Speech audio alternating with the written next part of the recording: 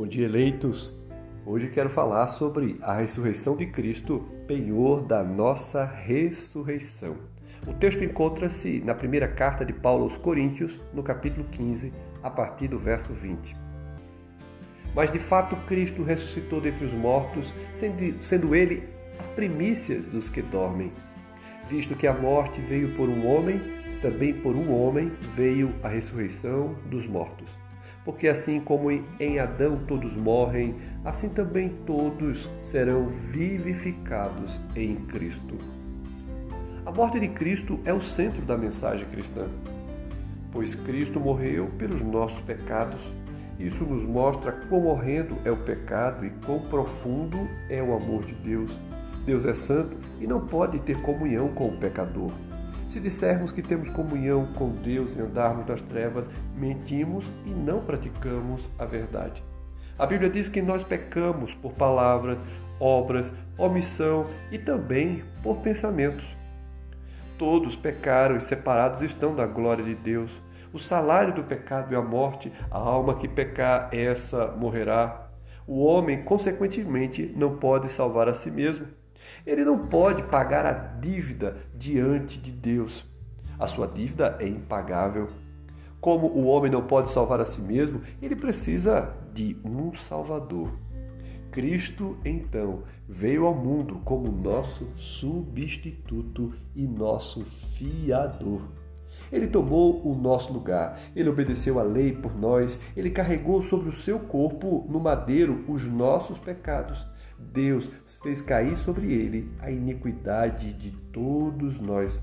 Ele foi ferido pelos nossos pecados, ele foi esmagado pelas nossas transgressões, ele se fez pecado e maldição sobre nós. Ele tomou sobre si a nossa culpa e morreu em nosso lugar, satisfazendo assim a justiça de Deus, como nosso Cordeiro Pascual. O profeta Isaías assim já anunciara.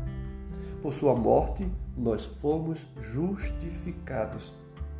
Se a nossa esperança em Cristo se limitasse apenas a esta vida, então seríamos os mais infelizes de todos os homens.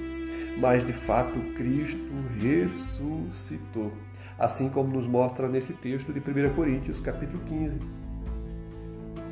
Sua ressurreição é a garantia de que a morte não tem a última palavra.